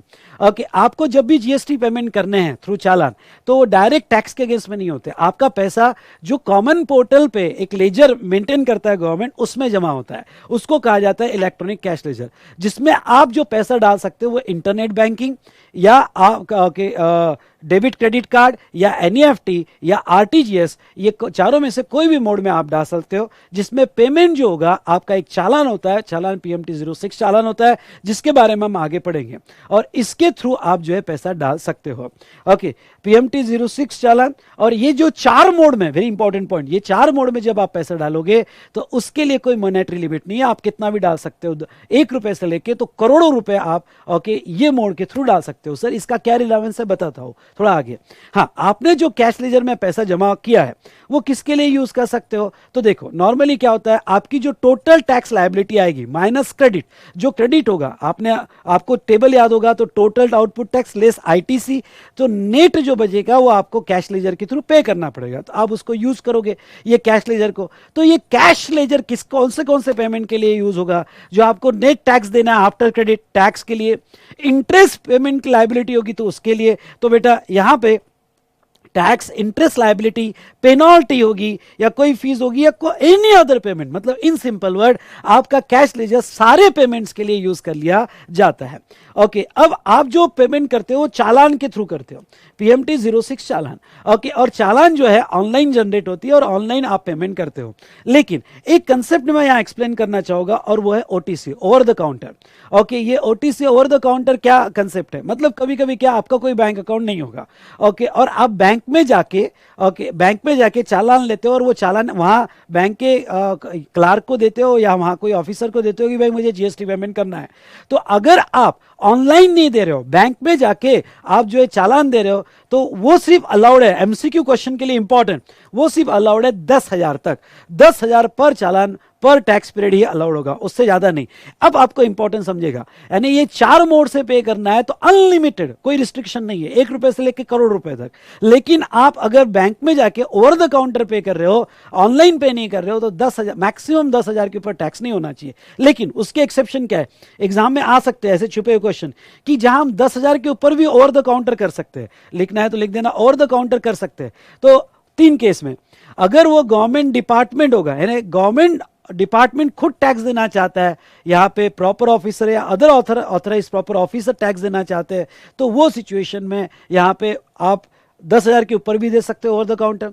या कोई आउटस्टैंडिंग ड्यू हो गए, भाई किसी का इन्वेस्टिगेशन हो गया, स्क्रूटिनी होगी, उसमें पैसा, उसके ड्यूज हो गए, तो गवर्नमेंट ये थोड़ी बोलेगी नहीं नहीं तू ऑनलाइन ही पे कर, गवर्नमेंट कहेगी ला पैसा, हम देते हैं बैंक में। तो आउटस्टैंडिंग ड्यू या इन्वेस्टिगेशन के केस में कि गवर्नमेंट जो भी पैसा मिलेगा, ड्यूज मिलेंगे, वो बैंक में जाके खुद भरेगी, फिर वो करोड़ रुपए हो कि मिलियंस ट्रिलियंस रुपीज हो, ओके, उसको कोई रिस्ट्रिक्शन नहीं है। तो 3 रिस्ट्रिक्शन आपने याद रखना है। उसके बाद में चालान जो वैलिड रहता है, ओके, अगर आपने चालान क्रिएट किया तो ये 15 दिन तक वैलिड रहेगा। ओके अगर कोई अनरजिस्टर्ड पर्सन पेमेंट करता है, होता है कि आपका रजिस्ट्रेशन आना बाकी है और आप पे कर रहे हो, अनरजिस्टर्ड पर्सन पे करता है तो उसको टेम्परेरी आइडेंटिफिकेशन नंबर मिलता है और वो टेम्परेरी नंबर पे कर सकता है जब तक उसका जीएसटी नहीं आता है। ओके आपने पेमेंट करने के बाद गवर्नमेंट के अकाउंट में पैसा जैसे ही जाता है एक CIN चालान आइडेंटिफिकेशन नंबर जनरेट होता है जो 18 डिजिट्स का होता है। और ये जो बारकोड के टाइप जो डिजिटल नंबर होता है ये बहुत इंपॉर्टेंट है। ये इसलिए इंपॉर्टेंट है बेटा चालान आइडेंटिफिकेशन नंबर। क्यों? क्योंकि यहां पे जब भी आपको पेमेंट का प्रूफ देना रहा तो ये CIN बड़ा इंपॉर्टेंट हो जाता है। On receipt of CIN collecting bank the same amount to be credited to e cash ledger. अब जैसे आपने चालान दिया PMT 06 CIN जनरेट हुआ और CIN जनरेट होने के बाद वो अमाउंट गवर्नमेंट आपके इलेक्ट्रॉनिक कैश लेजर में जमा कर देती है, यानी आपने जो पैसा दिया इलेक्ट्रॉनिक कैश लेजर में क्रेडिट कर देती है। यहां पे अगर आपका CIN नहीं जनरेट हुआ तो आप कंप्लेंट फाइल कर सकते हो। और जिस दिन गवर्नमेंट के अकाउंट में पैसा जाएगा उसी दिन ये माना जाएगा कि आपने पेमेंट कर दिया। जैसे आपकी ड्यू डेट है 20 तारीख, तो 20 तारीख तक गवर्नमेंट के अकाउंट में पैसा जाना चाहिए। कभी कभी क्या होता है कि हमने पे कर दिया, हमारे अकाउंट से कट हो गया, पर 20 तारीख को गवर्नमेंट के अकाउंट में नहीं गया, वो गवर्नमेंट के अकाउंट में 22 तारीख को गया। जब लास्ट डे को पेमेंट करते हो तो ऐसा होता है, तो गवर्नमेंट 2 दिन का आपको इंटरेस्ट लगाएगी। गवर्नमेंट कहेगी वो नहीं पता तुम्हारे अकाउंट से कब डिडक्ट हुआ, हमारे अकाउंट में कब आया, ऑनलाइन वो 22 को रिफ्लेक्ट हुआ, तो हम 2 दिन का इंटरेस्ट तुमको चार्ज करेंगे। तो ये इंपॉर्टेंट पॉइंट्स थे। ये सिंपल पॉइंट्स है, ये आपने लर्न कर लेना। देखो मैंने ये भी नहीं छोड़ा कि आपको अगर शॉर्ट नोट आ गई कि भाई CPIN क्या होता है, कॉमन पोर्टल आइडेंटिफिकेशन नंबर, जब आप चालान जनरेट करते हो तो ये CPIN जनरेट होता है। फिर CIN कब, जब आप पेमेंट करते हो तो CIN जनरेट होता है जो 18 डिजिट का होता है, और BIN मतलब बैंक रेफरेंस नंबर। तो ये जो है यहाँ पे शॉर्ट नोट है, ये भी आपने पढ़ लेना। मैंने ये चार्ट में लगभग most of the concept cover कर लिए। आप अगर कंपेयर करोगे तो आपको रेगुलर बुक से तो आपको पता चल जाएगा, आपने मेरा क्लास किया और नहीं भी किया हो तो भी पता चल जाएगा। और अगर आपको ये चार्ट के साथ साथ कुछ एडिशनल ऐड करना है जो आपको लगता है तो आप इजीली अपने यहाँ पे उसकी नोट्स बना के ऐड कर सकते हो। तो ये हुआ हमारा इलेक्ट्रॉनिक कैश लेजर। अब utilisation of minor and major head, मैं आपको ये बता दूं माइनर और मेजर हेड का यूटिलाइजेशन अलाउड है। देखो मैंने क्या दिया है कंसेप्ट, बहुत सी बार क्या हो जाता है कि यहां पे माइनर और मेजर हेड जो होते हैं, बता दूं जैसे यहां पे CGST, SGST और IGST, इसमें टैक्स का पैसा, इंटरेस्ट का पैसा, पेनल्टी का पैसा, अदर फीस का पैसा। कभी कभी क्या होता है आपने टैक्स 1 लाख रुपए इसमें ज्यादा डाल दिया इलेक्ट्रॉनिक कैश लेजर से। अब जब आपका पूरा महीना होने के बाद पता चलता है कि CGST कम है और IGST ज्यादा है, पर आपने पैसा किस में डाल के रखा हुआ है इलेक्ट्रॉनिक कैश लेजर में, CGST में, तो लॉ ये कहता है कि यहां पे आप नॉर्मली डायरेक्ट नहीं शिफ्ट कर सकते। मतलब उसका ये कहना है कि आप ये जो बैलेंस है आपका इस मंथ में, आपने जो हेड में पैसा डाला है, CGST के मेजर हेड के टैक्स माइनर हेड में पैसा डाला है, पर आपका इस मंथ का इंटरेस्ट रेट ज्यादा हुआ, इंट्रा कम हुआ और इसमें एक्सेस बैलेंस है, तो आप एक्सेस बैलेंस डायरेक्ट नॉर्मली नहीं, इसके लिए एक फॉर्म होता है PMT 09। तो PMT 09 आपको कॉमन पोर्टल पे भरना पड़ेगा और इधर का पैसा आपकी आउटपुट टैक्स लायबिलिटी क्या आ रही है, IGST, तो IGST के लिए यूज कर सकते हैं। आप डायरेक्ट मत यूज करो, PMT 09 चालान के थ्रू आप रूट कर सकते हो। मतलब क्या, मतलब ये हुआ कि आप कोई भी माइनर हेड का पैसा किसी भी मेजर हेड माइनर हेड में शिफ्ट कर सकते हो। यानी इंटरेस्ट आपने डाल के रखा हुआ है, पेनल्टी आपने डिपॉजिट करके रखा हुआ है, पर ये CGST में डिपॉजिट करके हुआ है और यहां से आपको IGST या SGST में जो आपने कैश लेजर के थ्रू पे किया है वो शिफ्ट करना है, तो आप शिफ्ट कर सकते हो। लेकिन उसके लिए चालान कौन सी चाहिए बेटा, तो उसके लिए ये होती है PMT 09 चालान। ये चालान आपको यूज करना पड़ेगा और इसके थ्रू जो है आप शिफ्ट कर सकते हो। छोटा सा आइदर MCQ क्वेश्चन आ सकता है इसके ऊपर या 1-2 मार्क का क्वेश्चन आ सकता है कि हम शिफ्ट कर सकते हैं या नहीं कर सकते। उसके बाद में इलेक्ट्रॉनिक कैश लेजर, ख्याल रहे इलेक्ट्रॉनिक कैश लेजर में क्या आता है, इसकी डेबिट साइड और इसकी क्रेडिट साइड जो कॉमन पोर्टल पे होती है। जो आपने डिपॉजिट किया, डिपॉजिट किया क्या क्या, tax, interest, penalty via internet, RTGS, वो क्रेडिट साइड में आता है। प्लस आपका जो GST का TCS कटता है, सामने वाली पार्टी TDS काटती है, वो भी क्रेडिट साइड में आता है। और फिर यहां से पैसा जाता है लायबिलिटी रजिस्टर में फॉर पेमेंट ऑफ टैक्स। हाँ, वेरी इंपॉर्टेंट, आपकी टैक्स लायबिलिटी कंप्लाई होने के बाद जो एक्सेस बैलेंस अगर आपने डिपॉजिट करके रखा होगा और एक्सेस बैलेंस आ रहा है, तो एक्सेस बैलेंस का आप चाहो तो रिफंड भी क्लेम कर सकते हो या नेक्स्ट टैक्स पीरियड में कैरी फॉरवर्ड भी कर सकते हो। ओके, या आप नेक्स्ट इसमें कैरी फॉरवर्ड भी कर सकते हो। ठीक है, चलिए, तो इस तरह से हमने इलेक्ट्रॉनिक कैश लेजर में क्या देखा, पैसा कैसे जमा होता है और ये पैसा किसके लिए यूज किया जाता है। दूसरा देखो, अपने आप को ऐसा बिल्कुल रूम में बंद कर देना और चार्ट, हाँ, इलेक्ट्रॉनिक कैश लेजर कैसे जमा होता है, कैसे यूज होता है, चालान के सारे पॉइंट्स, फिर कुछ शॉर्ट नोट, उसके बाद में क्या हम एक हेड में पैसा जमा किए, मेजर हेड, माइनर हेड, और दूसरे हेड में शिफ्ट करने हैं तो क्या हम कर सकते हैं, यस, ओके। और एक अगर लेजर बनाना हो कॉमन पोर्टल पे तो कैसा, जो डिपॉजिट किया या टीडीएस टीडीएस क्रेडिट साइड और जो यूज किया डेबिट साइड, बाकी का आप रिफंड क्लेम कर सकते हो। तो चलिए, ये पूरा कंसेप्ट हुआ इलेक्ट्रॉनिक कैश लेजर का। ओके, उसके बाद में electronic credit laser. Credit ledger में पैसा कहां से आएगा, क्रेडिट लेजर में आप डिपॉजिट नहीं करते हो, आपका सप्लायर जो जीएसटी पे करता है, सुनिएगा, ओके, आपका सप्लायर जो जीएसटी पे करता है वो आप जीएसटी पे करता है और जीएसटीआर 1 फाइल करता है, तो वो आपके जीएसटीआर 2A या 2B में रिफ्लेक्ट होता है। ओके, अब यहाँ पे 2A जो है अब बंद हो गया है, मतलब बंद होने जा रहा है, और 2B जो है ओके वो मेन बन जाएगा। तो 2A और 2B लगभग सेम फॉर्म है, तो वो आपके यहाँ पे 2A या 2B में रिफ्लेक्ट होगा, और वो जो रिफ्लेक्ट होगा 2A और 2B में, वो पैसा आप यूज कर पाओगे। हाँ, लेकिन इंपॉर्टेंट बात क्या है, जब आप अपना आईटीसी यूज करोगे तो आईटीसी सिर्फ आउटपुट टैक्स के लिए यूज होगा, वेरी इंपॉर्टेंट, ओके, टैक्स के लिए ही यूज होगा। मतलब क्या, मतलब ये कि जैसे ओके आपके जो टैक्स ड्यूज है वो जीएसटी है और अदर इंटरेस्ट पेनल्टी, तो आप जो है आपका कैश लेजर जीएसटी पेमेंट के लिए भी यूज कर सकते हो, इंटरेस्ट पेनल्टी फीस और अदर अमाउंट के लिए भी यूज कर सकते हो, लेकिन credit ledger only GST payment के लिए यूज कर सकते हो। क्या मैं मेरा आईटीसी क्रेडिट, शॉर्ट नोट आ सकती है, एमसी क्वेश्चन आ सकता है, क्या मैं मेरा ITC credit interest penalty fees या अदर अमाउंट के लिए यूज कर सकता हूं, क्या नहीं, उसके लिए कैश लेजर ही यूज होगा। ओके, क्रेडिट यूटिलाइज करते वक्त आपका पूरा ध्यान होना चाहिए क्या कि आईजीएसटी का क्रेडिट आईजीएसटी में फर्स्ट, फिर एनी प्रोपोर्शन में, आईजीएसटी कंप्लीटली यूज होने के बाद सीजीएसटी का क्रेडिट सीजीएसटी और आईजीएसटी, और एसजीएसटी का क्रेडिट एसजीएसटी और आईजीएसटी में आप यूज कर सकते हो, लेकिन क्रॉस क्रेडिट बिटवीन सीजीएसटी और एसजीएसटी अलाउड नहीं है। ओके, तो ये क्रेडिट यूटिलाइजेशन में देख लिया।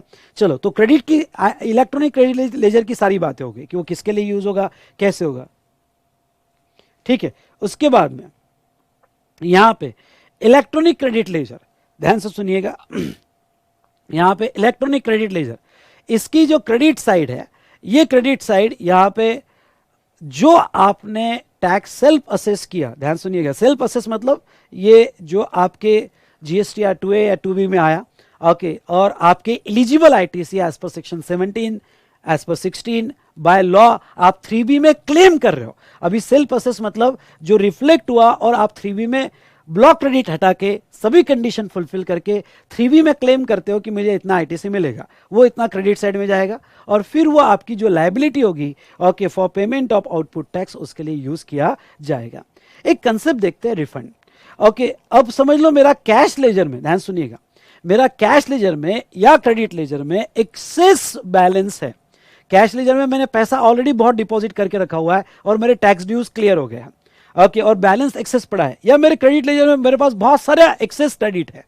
तो दो चीजें, एक तो वो कैरी फॉरवर्ड करो या फिर उसका रिफंड क्लेम करो। तो रिफंड में वो क्या कहते हैं, अगर आपका एक्सेस बैलेंस होगा, जब भी मैं एक्सेस बैलेंस को मतलब सारे ड्यूज क्लियर हो गए टैक्स के, और आपके पास एक्सेस बैलेंस होगा, इलेक्ट्रॉनिक कैश लेजर का एक्सेस बैलेंस आप कभी भी क्लेम कर सकते हो। जस्ट आपको एक एप्लीकेशन फाइल करना है और आप क्लेम कर सकते हो उसका रिफंड कभी भी मांग सकते हो कि भाई मैंने कैश डाला हुआ है, सब टैक्स क्लियर हो गया, ड्यूज क्लियर हो गया, मुझे वापस करो।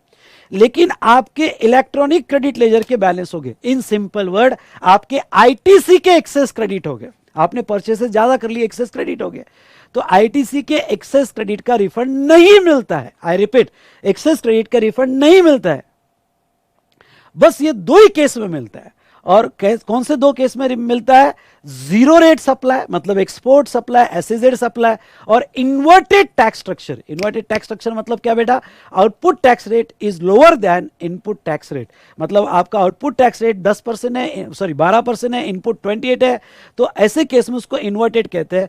तो ये दो ही केस में आपको इसका रिफंड मिलता है, बाकी आपको इसका रिफंड नहीं मिलता है। चलिए, तो आई होप ये इलेक्ट्रॉनिक क्रेडिट लेजर से ये पॉइंट भी आपका क्लियर हो गया। अब रूल 86A जो आपके आईटीसी के यूज को रिस्ट्रिक्शन लगाता है, इस पर भी सवाल पूछा जा सकता है। Okay, if commissioner having reason to believe that ITC available in electronic credit ledger has been fraudulently availed, okay, ये बहुत इंपॉर्टेंट है, आपने फ्रॉड करके आईटीसी लिया है या ineligible, he may restrict the utilisation of ITC till the situation get clear corrected. मतलब क्या? मतलब उसको डाउट है कि सेक्शन 16 में गुड्स और सर्विस रिसीव नहीं हुआ तो भी आईटीसी ले लिया, आपके सप्लायर ने पेमेंट नहीं किया तो भी आईटीसी ले लिया, आपने फेक इनवॉइस पे आईटीसी ले लिया, आईटीसी 17 में ब्लॉक क्रेडिट था आईटीसी ले लिया, ओके, उसके बाद में एग्जम्प्टेड था आईटीसी ले लिया। हमारे ऑफिसर को किसी भी रीजन से ऐसा लगा कि आपने आईटीसी फ्रॉडुलेंटली लिया है या फेक इनवॉइस पे लिया है या वो अभी इनएलिजिबल नहीं है, तो वो आपने जो क्रेडिट क्लेम कर लिया उसको वो रोक सकता है, उसका यूज रोक सकता है, उसको फ्रीज कर सकता है, ओके, रिस्ट्रिक्ट कर सकता है उसका यूटिलाइजेशन टिल, जब तक आप सिचुएशन क्लियर नहीं कर सकते। तो इसकी 4 सिचुएशन है, ओके, यहां पे, ओके, तो ऐसे केस में ये चारों सिचुएशन में माना जाएगा, ये 4 सिचुएशन में माना जाएगा कि उसने फ्रॉडुलेंटली लिया है या इनएलिजिबल है। पहला, टैक्स इनवॉइस, डेबिट नोट या other eligible document issued by non existence supplier यानी रजिस्टर्ड पर्सन और registered person not doing any business, यानी फेक इनवॉइस, यानी जो सप्लायर आपको इनवॉइस दे रहा है अब वो एग्जिस्टेंस में नहीं है, पूरा फेक बनाया गया, या वो जहां से बिजनेस कर रहा है वो प्लेस ऑफ बिजनेस ही नहीं है, तो वो फ्रॉडुलेंट माना जाएगा, इनएलिजिबल माना जाएगा। या फिर आपने आईटीसी लिए विदाउट रिसिप्ट ऑफ गुड्स और सर्विस, सेक्शन 16 की एक कंडीशन है, और सेक्शन 16 की एक कंडीशन वो क्या कहती है? वो कहती है कि आपने आईटीसी तभी लेना चाहिए, कौन? आपने आईटीसी तभी लेना चाहिए जब गुड्स और सर्विस रिसीव हो जाएगा। अगर गुड्स और सर्विस नहीं रिसीव हुए और आपने आईटीसी लिए तो इनएलिजिबल आईटीसी माना जाएगा। उसके बाद में ITC avail in respect of tax which has not been paid by supplier, आप एक कंडीशन है सेक्शन 16 की, आपके सप्लायर ने पेमेंट नहीं किया होगा तो आपको आईटीसी नहीं मिलता है, ओके, और आपने ले लिया तो वो भी इनएलिजिबल माना जाएगा। RP taking ITC is non existence और not doing business from registered person, मतलब जो आईटीसी ले रहा है रिसिपिएंट, देखो पहली कंडीशन में सप्लायर फेक है, तो थर्ड कंडीशन में जो रिसिपिएंट क्रेडिट क्लेम कर रहा है वो फेक है या वो बिजनेस नहीं कर रहा, या फिर आपके पोजीशन में टैक्स इनवॉइस या डेबिट नोट नहीं है, तो ये सिचुएशन में ओके आपका आईटीसी रिस्ट्रिक्ट किया जाएगा। लेकिन ये रिस्ट्रिक्शन ओके मैक्सिमम 1 ईयर तक रहेगा, यानी ये 1 ईयर के अंदर अंदर ऑफिसर को भी प्रूव करना पड़ेगा कि ये फेक प्लेस है, फेक इनवॉइस है, ओके, आइदर सप्लायर या रिसिपिएंट या गुड्स और सर्विसेज रिसीव नहीं हुए हैं, तो उसको भी प्रूव करना पड़ेगा। ओके, 1 साल तक ये रिस्ट्रिक्शन रह सकता है। ये रूल 86A है। उसके बाद में मैं आ जाता हूं आईटीसी पे एक दूसरा बड़ा इंपॉर्टेंट रिस्ट्रिक्शंस, और वो 86B। मैं पहले ही कह दूं कि इसके जो एक्सेप्शंस वगैरह है जिसको पढ़ना है ओके आपके बुक में दिए वो पढ़ लेना, एज वेल एज इसके प्रॉब्लम मैंने सॉल्व करके दिए रूल 86B के, वो आपने देख लेना। ओके, ये क्या कहता है? रूल 86B कहता है, बड़ा इंपॉर्टेंट है, RP shall not use the amount available in electronic credit ledger to discharge his liability toward output tax in excess of 99% of such tax liability. Okay, in case where value of taxable supply other than exempt supply or zero rated supply in month exceeds the 50 lakhs. Okay, मतलब क्या? मतलब वो कैसे? ऐसा registered person जिसका aggregate turnover, aggregate value, okay, ऐसा registered person जिसकी taxable value 50 lakh, okay, wording देखो,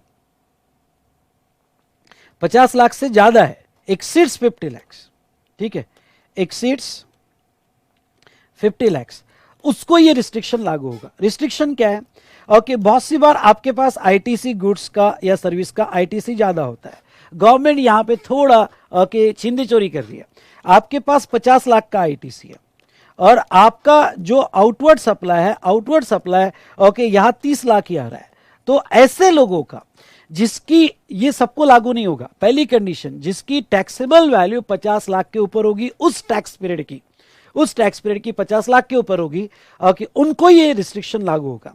अब नॉर्मली एक लेमैन क्या क्या सोचता है, अरे यार मेरा आउटपुट टैक्स लायबिलिटी 30 है, आईटीसी 50 है, मतलब क्या मैं पूरा आईटीसी यूज कर लूंगा, यानी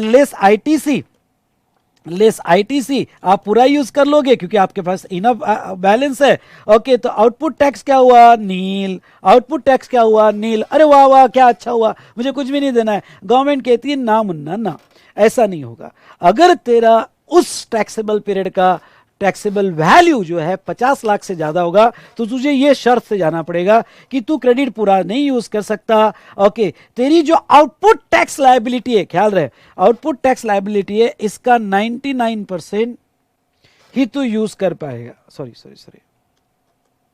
हाँ वर्डिंग देखो क्या है, वो कहते हैं कि 99% ऑफ सच लायबिलिटी, यानी तू 99% ऑफ सच लायबिलिटी यानी क्या, इतना, तो तू यहां पे 27 लाख नहीं 29,70,000 29,70,000 ही यूज कर पाएगा, यानी इसका 99% यूज कर पाएगा। तुझे नेट टैक्स पेबल ओके 1% यानी 30,000 रुपए तुझे देना ही पड़ेगा। अरे सर मेरे पास तो एक्सेस क्रेडिट था, एक्सेस होगा लेकिन तुझे 30,000 देना पड़ेगा। मतलब तेरा बैलेंस जो यहाँ पे कितना रहना चाहिए, तूने 2970 यूज किया, मतलब 20,30,000 का बैलेंस रहेगा। ओके, यानी तुझे 1% तो मिनिमम देना ही पड़ेगा। ओके, 1% तो मिनिमम देना ही पड़ेगा। ये रूल 86 भी था। ओके, मैंने हो सकता है रेगुलर क्लास में आईटीसी चैप्टर में लिया हो या पेमेंट ऑफ टैक्स में लिया हो, वो मत देखना। ओके, आईटीसी चैप्टर में मिल जाएगा आपको या पेमेंट ऑफ टैक्स में मिल जाएगा आखिरी में। ओके, तो ये आपको 1% देना ही पड़ेगा। पर ख्याल रहे ये किसको लागू है, जिसका यहाँ पे टैक्सेबल वैल्यू उस मंथ का 50 लाख के ऊपर है। अगर कम वाला, सर मेरी कम होगी तो फिर तो आप पूरा यूज कर सकते हो, उसको लागू नहीं होगा। ओके, तो यहां और इसके कुछ एक्सेप्शन है, आप रेगुलर बुक्स में पढ़ लेना। अब मैं आपका ध्यान लाना चाहूंगा, वो कहते हैं value of taxable supply other than exempt और zero rate supply. Okay, in a month exceed 50 lakh, मतलब क्या, मेरा यहां पे वैल्यू हुई ओके, यहां पे 70 लैक्स। ओके, 70 लैक्स, तो वो क्या कहते हैं, अगर टोटल वैल्यू तुम्हारी 70 लैक्स है, इसमें से अगर आपका कोई एग्जम्प्ट होगा तो उसको लेस कर दो। तो अगर आपका एग्जम्प्ट होगा यहां पे 10 लाख, तो चलो ये 10 लाख रिमूव कर दो। उसके बाद में जीरो रेट सप्लाई होगा आपका 5 लाख। ओके, ये रिमूव कर दो। इसके बाद कितना बचा, इसके बाद तुम्हारा बचा यहाँ पे 55 लैक्स। तो 55 लैक्स एक्सीड 50 लाख, ये आपकी टैक्सेबल वैल्यू हुई, तो आपको ये शर्त लागू हो जाएगी। आपको 1% तो कम से कम ई कैश लेजर से देना पड़ेगा। दूसरा ले लो, आपका 55 लाख है। ओके, टोटल 55 लाख है, उसमें से 10 लाख एग्जम्प्ट है और 5 लाख जीरो रेटेड है। इवन दो टोटल 50 लाख के ऊपर जा रहा है, पर ये कम करने के बाद आपका कितना बचा, तो आपका यहां पे बचा 40 लाख। तो ये 40 लाख यानी 50 लाख से नीचे है, तो आपको ये 1% का शर्त लागू नहीं होगा, आप पूरा आईटीसी ले सकते हो। प्लस इसके कुछ एक्सेप्शंस है, वो आपने देख लेना है। चलो, यहां पे हमने ये पॉइंट देख लिया, समझ में आया आपके। चलो नेक्स्ट हम आप यहां पे आएंगे electronic liability register. Okay, electronic liability register, discharge of tax liability. Okay, अब देखो क्या होता है कि आपका लायबिलिटी रजिस्टर जितना भी आपका आउटपुट टैक्स होगा, वो आउटपुट टैक्स में से, ध्यान सुनना, वो आउटपुट टैक्स में से पहले क्रेडिट लेजर यूज करेगा और क्रेडिट लेजर होने के बाद कैश लेजर यूज करेगा। तो all liability shall be recorded and maintain in electronic liability register. ये आपका डिस्चार्ज कैसे होगा, ये इंपॉर्टेंट पॉइंट, कैसे आप टैक्स लायबिलिटी डिस्चार्ज करोगे। तो ये पोर्टल क्या काम करता है, सेल्फ असेस टैक्स और other dues related to return of previous tax period, जब भी आपने कैश लेजर में पैसा जमा किया या आपने क्रेडिट लेजर में पैसा आया, तो ये कॉमन पोर्टल आपकी पहले जो पुराने टैक्स पीरियड की लायबिलिटी है वो एडजस्ट करता है, करंट नहीं, पहले पुराना एडजस्ट कर लेता है। पुराना टैक्स पीरियड की लायबिलिटी एडजस्ट करने के बाद फिर जो आपने सेल्फ असेस टैक्स किया है, सेल्फ मतलब खुद असेस किया था पुराना जो ड्यू बाकी था, और अभी जो है वो करंट टैक्स पीरियड का एडजस्ट कर लेता है। पर ये दोनों भी आपने असेस करके बताया हुआ है। और उसके बाद थर्ड स्टेप में अगर कोई अदर पेमेंट या डिमांड होगी जो आपने असेस करके नहीं बताई, ऑफिसर ने डिमांड की है, पहले आपका सेल्फ असेस टैक्स पुराना एडजस्ट करेगा, फिर आपका करंट टैक्स पीरियड का एडजस्ट करेगा, और फिर कोई ऑफिसर की डिमांड ऑर्डर होगी तो फिर वो एडजस्ट करेगा। तो इलेक्ट्रॉनिक लायबिलिटी रजिस्टर में आपका कैश लेजर और क्रेडिट लेजर से पैसा लिया जाएगा और आपके टैक्स पेमेंट के लिए यूज किया जाएगा। ओके, उसके बाद में very important point, certain liability only to be discharge through cash ledger. मतलब क्या, कुछ लायबिलिटी के लिए जब इलेक्ट्रॉनिक लायबिलिटी रजिस्टर में पेमेंट होता है तो उसके लिए क्रेडिट लेजर यूज नहीं किया जाता है, ओनली कैश लेजर ही यूज किया जाता है। कौन कौन से, तो टीडीएस टीसीएस के पेमेंट हो गए, या रिवर्स चार्ज बेसिस वाले पेमेंट हो गए, क्योंकि मैंने बहुत बार पढ़ा है कि जब आप रिवर्स चार्ज की लायबिलिटी पे करते हो तो आप क्रेडिट लेजर यूज नहीं कर सकते हो। कंपोजिशन टैक्स होगा तो आप उसको क्रेडिट लेजर यूज नहीं कर सकते हो। और very very important, interest penalty fees होगा तो आप क्रेडिट लेजर यूज नहीं कर सकते हो। हम पहले ही देख चुके हैं कि आप क्रेडिट लेजर यूज नहीं कर सकते हो, इसके लिए कैश लेजर ही यूज होगा। और रिडक्शन इन पेनल्टी, मतलब आपका टैक्स अगर कम हुआ तो आपकी पेनल्टी भी की कम हो जाएगी अगर कोई डिसीजन, कोर्ट का डिसीजन वगैरह होगा तो। चलिए, तो इसमें हमने सारा डिस्कशन देख लिया पेमेंट ऑफ टैक्स पे। एक ही पेज में मैंने पूरा चैप्टर सारी प्रोविजंस कवर कर लिए।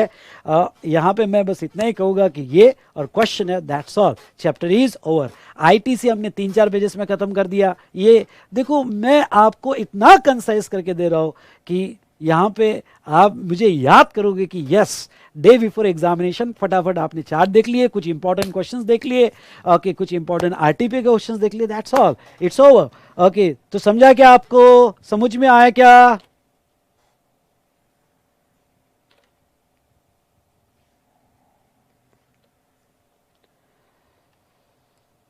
समझ में आया कि नहीं आया, बोलो जल्दी से। मजा आया? जो अभी सेशंस देख रहे हैं, इसके बाद भी जो सेशंस देख रहे हैं, कटौती नहीं करना। ओके, मजा आया तो अपने आप को एक्सप्रेस करो, लाइक करो।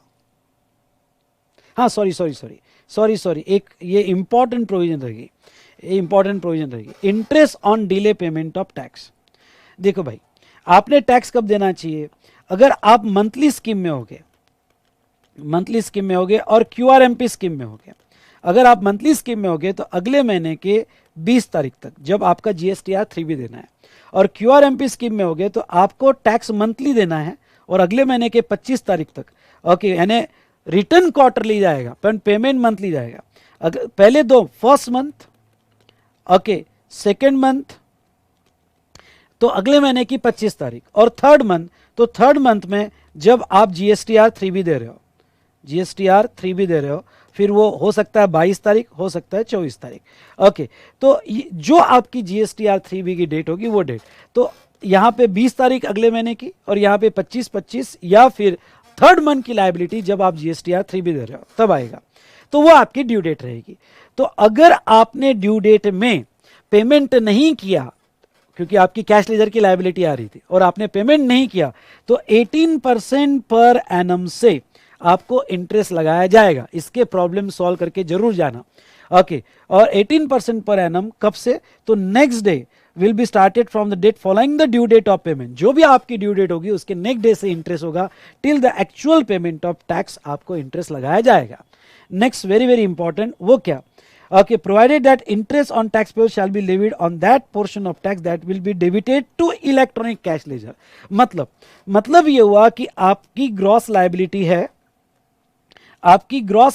ध्यान से सुनना, और आपकी ग्रॉस लायबिलिटी है 50 लाख रुपए, जिसमें से आईटीसी जो है आपका वो है 30 लाख रुपए।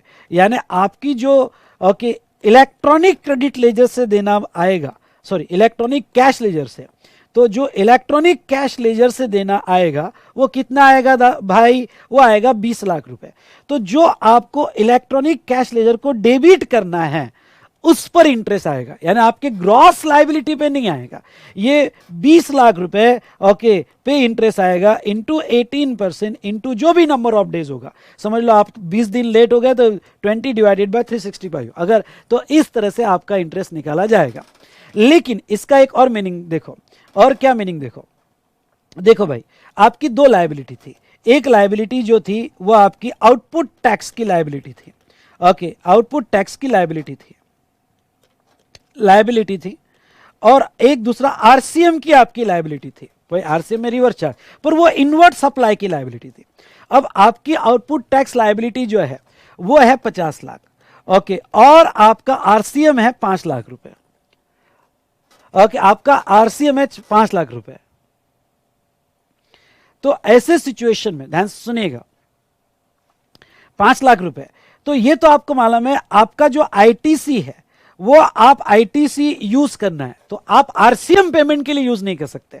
आपके पास 30 लाख का आईटीसी है, तो 30 लाख का आईटीसी आप सिर्फ आउटपुट टैक्स में यूज कर सकते हैं। मतलब क्या, मतलब आपको 20 लाख रुपए इलेक्ट्रॉनिक कैश लेजर को डेबिट करने हैं, ई कैश लेजर को, ओके, आपको डेबिट करने हैं 20 लाख, प्लस 5 लाख आरसीएम के डेबिट करने हैं,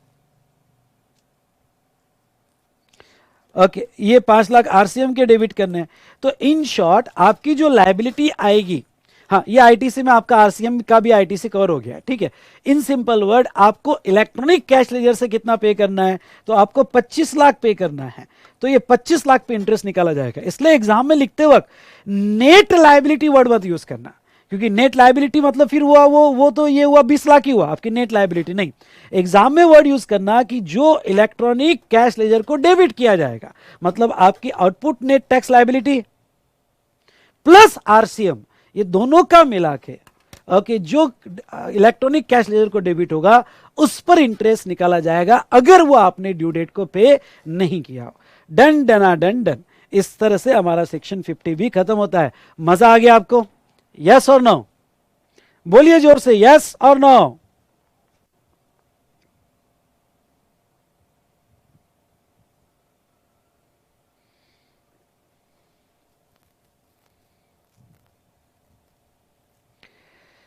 तो चलो आज का रिवीजन यहीं खत्म करते हैं। नेक्स्ट सेशन कल होगा, पर कैसा बेटा, साथ साथ में मैं चार्ट बना रहा हूं, और चार्ट बनाने के लिए मैं घंटों बैठ रहा हूं, ठीक है।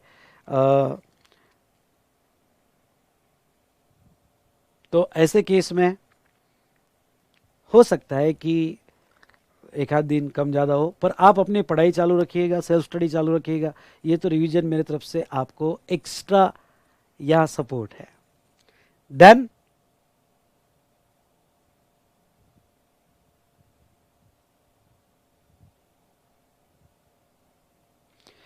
तो चलिए दोस्तों, मजा आया? आज का सेशन यहीं रुकते हैं, नेक्स्ट सेशन में कंटिन्यू करेंगे। All the best.